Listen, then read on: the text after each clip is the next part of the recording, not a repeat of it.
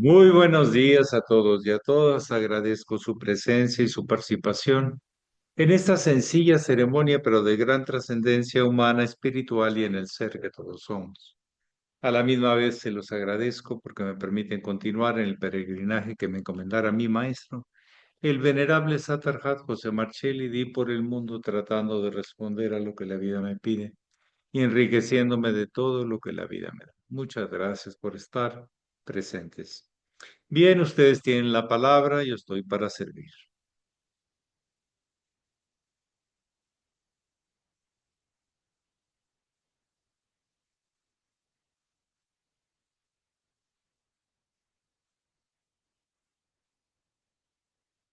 Hoy estamos iniciando desde temprano la preparación al primer grado para reafirmar los puntos o cuestionar los puntos que necesitemos para tomar una definición en el camino, que es lo que hace el primer grado. Bien, ustedes tienen la palabra. Aquí está la respetable genial Adriana Velázquez y don Luis Manuel García. Muy bien, ustedes tienen la palabra.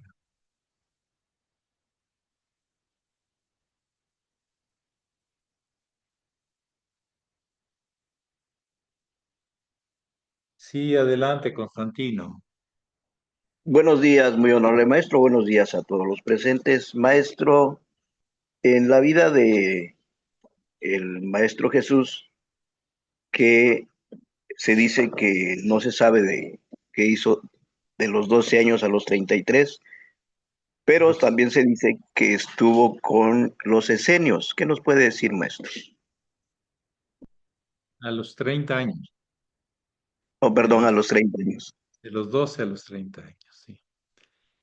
¿Qué puedo decir? Bueno, lo que se puede deducir de los símbolos y expresiones del gran maestro, que por cierto es referido como el maestro de justicia dentro de los famosos documentos del Corán, las famosas cuevas en el desierto del Juramo, cercano al Mar Muerto,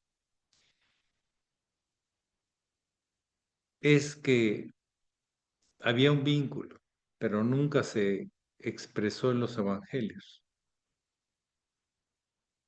Desconocemos si se conocía o no, pero aparte la comunidad de los esenios era una comunidad que no tenía mucha comunicación con las ciudades o los pueblos. Era una comunidad que se dedicaba al trabajo sobre la liberación, la pureza, la vida mística y de comunidad. Pero los elementos tales como el pan, el agua viva, son muy clásicos de los esenios.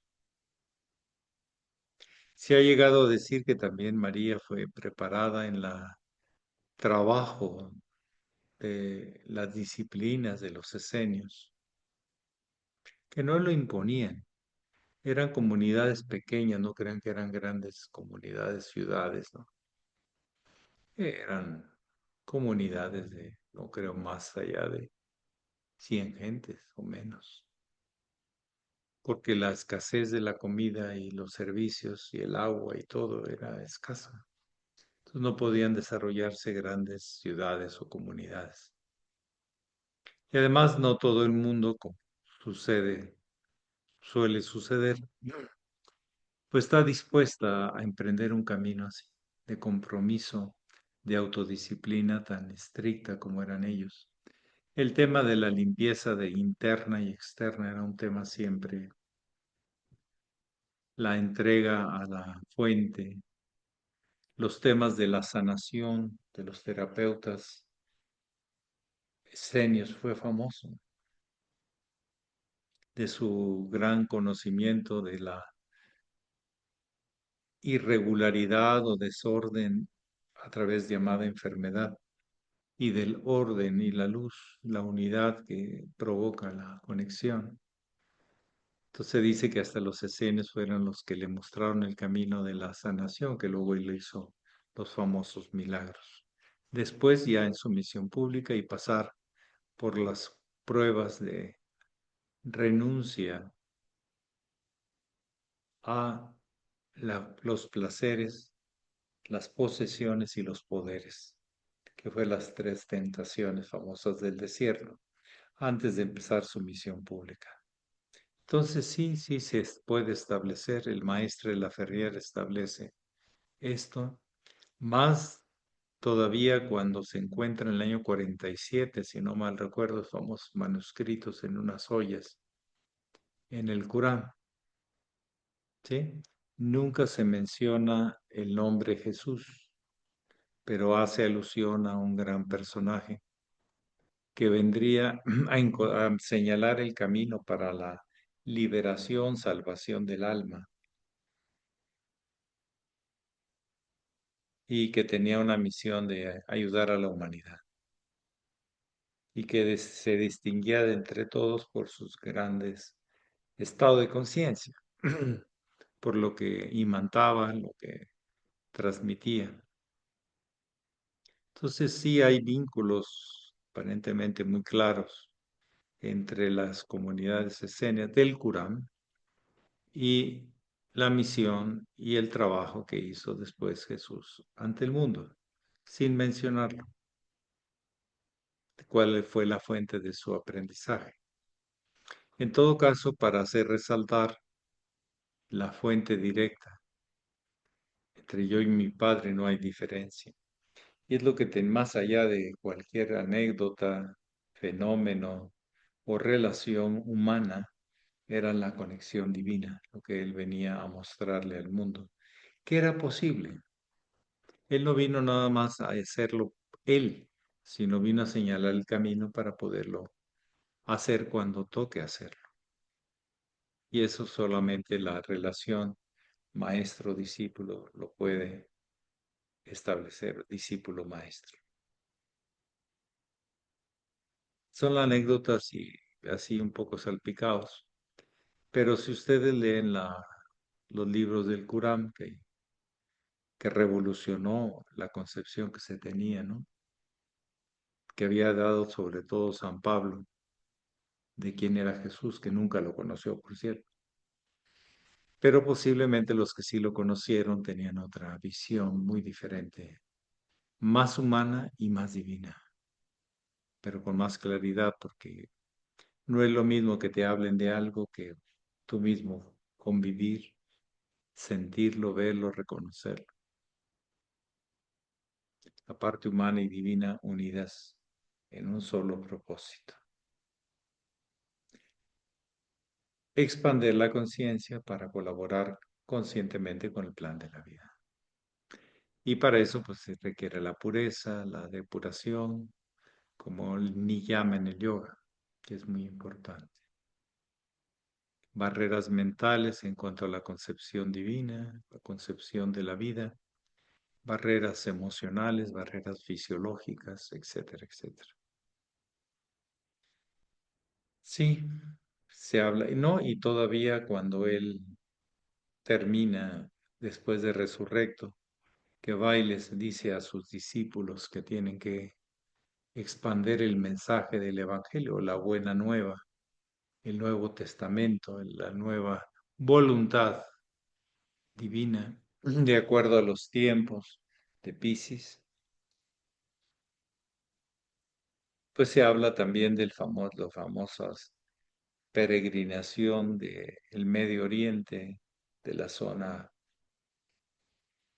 de lo que hoy es Israel y Jordania, hacia el Cachemira, que está al noroeste de la India, una región montañosa y muy hermosa, y que ahí hay documentos de que un gran personaje de aquellos tiempos, muy similares a los de la vida de Jesús, estuvo ahí viviendo.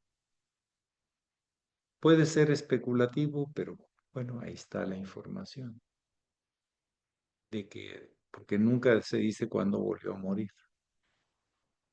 Se sabe que tuvo su resurrección, vino, dio el mensaje y se desapareció. y nadie supo después, o ningún discípulo supo, porque dejó la misión encarrilada, pero él tenía que cumplir otras misiones para preparar la era de Piscis. Los maestres de cada era traen una misión pública y una misión esotérica o oculta. Eso sí, lo sabemos por tradición, por linaje, que así es. ¿Alguien más que desee compartir o preguntar? Adelante. Los esenios eran vegetarianos y hacían depuraciones intestinales y depuraciones de ayunos y todo ese tipo de cosas. Estaban consagrados o dedicados completamente a ese trabajo de un ámbito, de una comunidad espiritual. Bajo reglas estrictas, el que no cumplía pues tenía que retirar. Vestían de blanco o crudo, porque el blanco es muy complicado, sobre todo en aquellos tiempos. Era el color crudo, lo más cercano al blanco de las lana y del algodón. ¿Alguien más?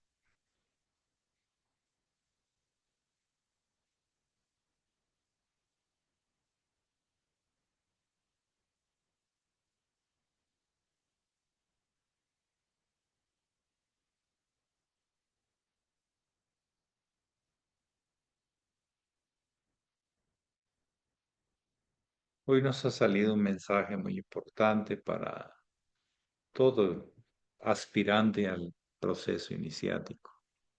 Todo aquel que intente salvar su vida la perderá y todo aquel que la pierda por mi causa, por el camino de la luz. No estamos hablando de un personaje, sino de un camino hacia la luz, que es el camino crístico, pero siempre la palabra Cristo lo ubicamos en un personaje, cuando en realidad es un camino hacia la luz, ¿sabes? Y está en posibilidades de todo ser humano que así lo realice con su vida, con su ejemplo, con su autodisciplina, con sus convicciones, con su pensar, sentir y actuar.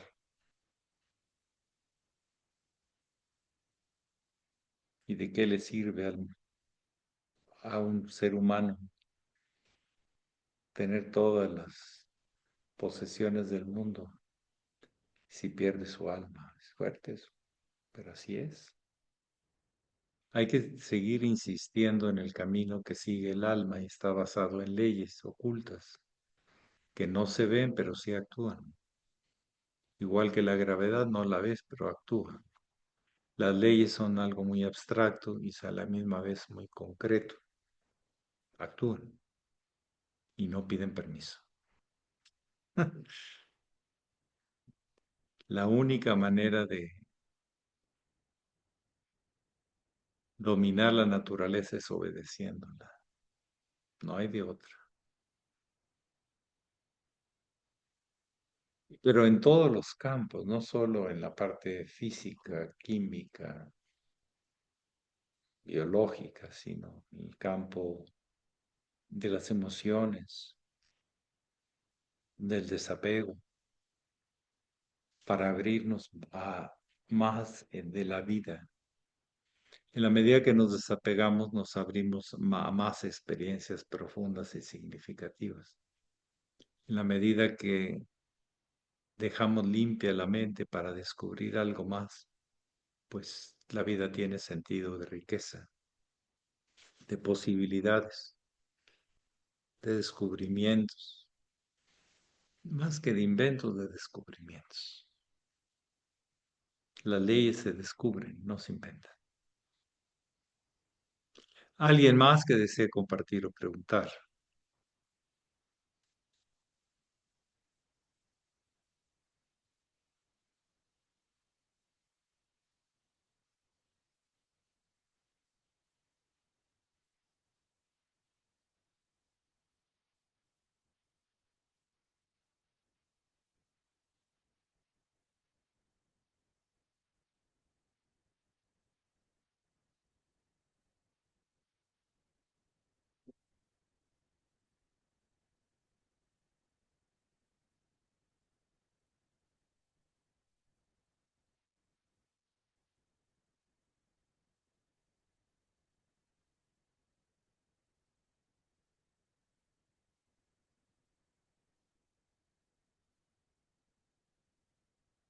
Está bien de este lado. Gracias.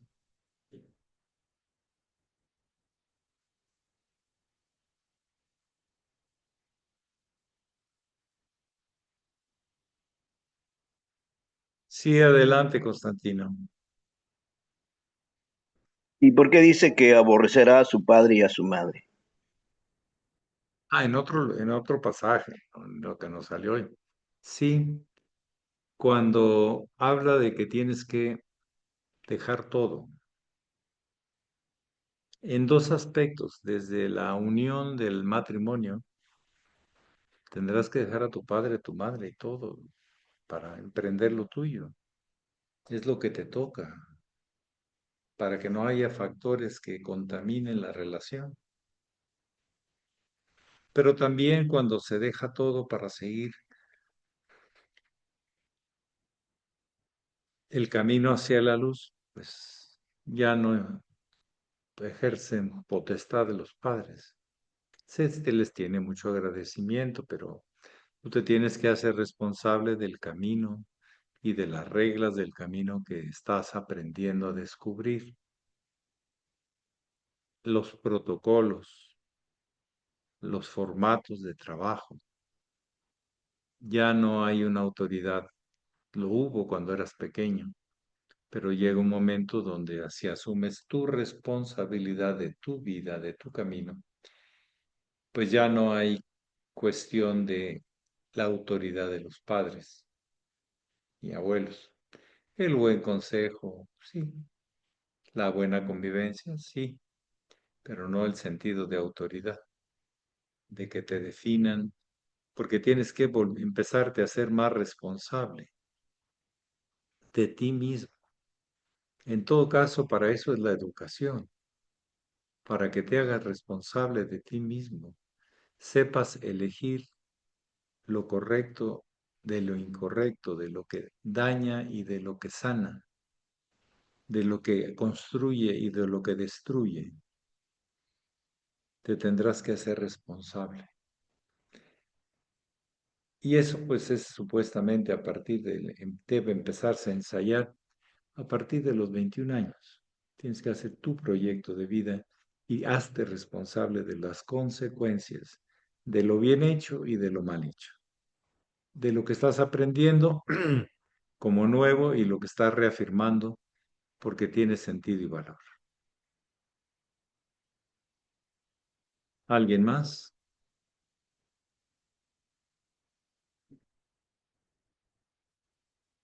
Acuérdense que hay problemas en las traducciones. No sé si en arameo que fue escrito la palabra fue aborrecer. Hay palabras que hay que tomarlas con algo de... Porque aborrecer es desligarte. Desligarte es en constructivo, aborrecer es en el negativo. ¿En qué sentido se quiso decir cuando se escribió?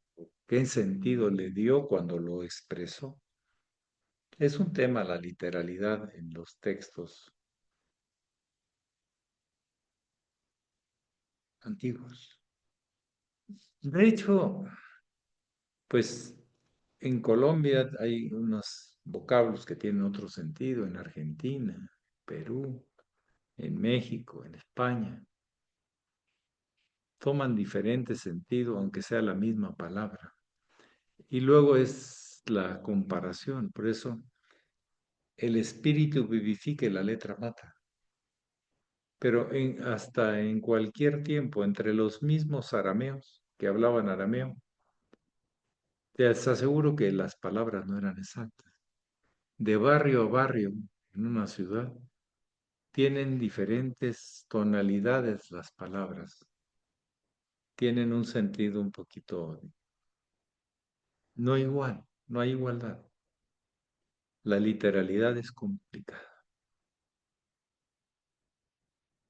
Entonces, alguien tiene que tomar la responsabilidad de interpretarlo y asumirlo así, con responsabilidad.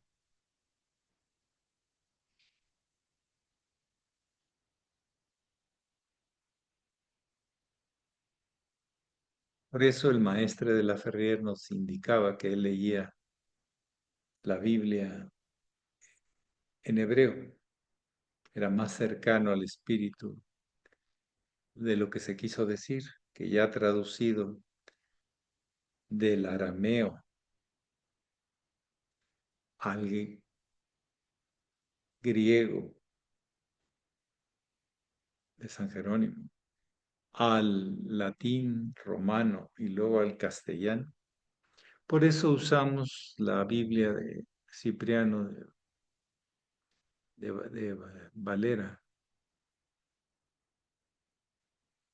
porque es traducción del griego al castellano en directo, sin pasar por el romano, si el italiano o el latín romano.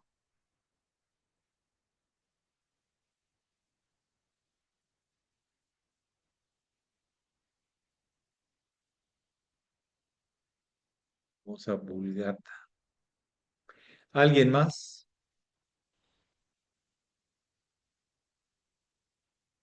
Sí, adelante, don Luis Manuel. Si gusta ponerse aquí cerca del micrófono, por favor.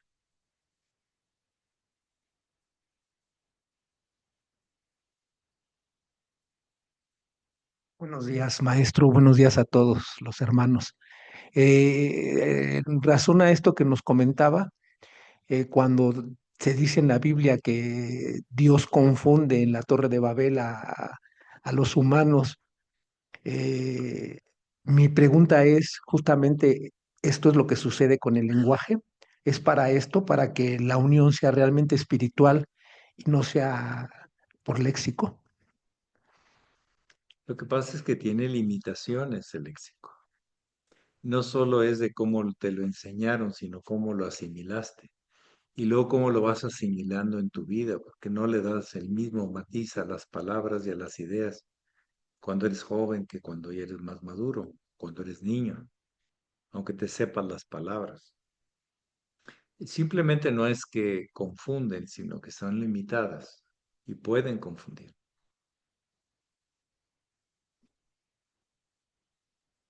Y precisamente la ambición que representa la construcción de la Torre de Babel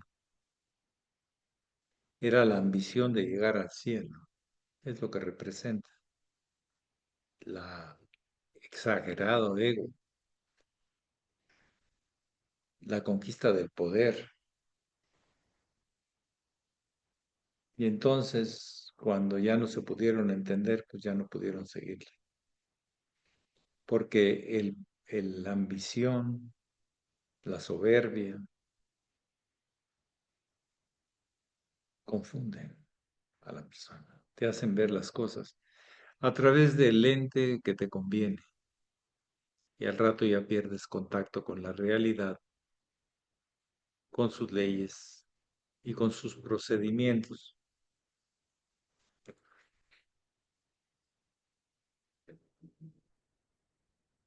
¿Alguien más que desee compartir o preguntar? Y la famosa Torre de Babel, que acabaron no entendiendo si ya no pudieron seguirle. Porque la ambición ciega, te tapa los oídos, ya no escuchas, ya no ves. La ambición puede llegar a grados muy patológicos, alterando todos los sentidos y las percepciones. Bien, para terminar, ¿alguien más? La última y nos vamos, como se dice por ahí. La del estribo, antes de subirte al caballo.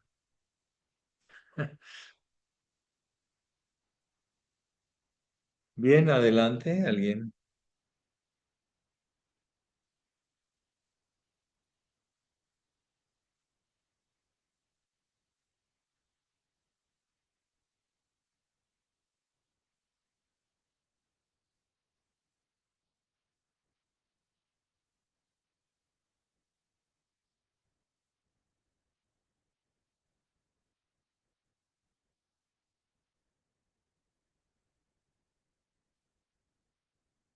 Bueno, les agradezco su presencia, su participación y los invitamos a que mañana a la mismo canal, la misma sala Zoom ahora. Se le dice así, pero antes era el canal cuando era la televisión. Y a la misma hora, en sintonía, intentando hacer referencias con la vida que todos vivimos, pero cada quien la tiene que asumir, no solo por lo que dicen otros, sino por lo que descubre uno y por las consecuencias que uno asume en responsabilidad consciente. Que pasen muy bonito día. Paz. Maestro, Hasta igual. mañana. Maestro, muchas Hasta mañana, gracias. maestros. Gracias. Hasta mañana.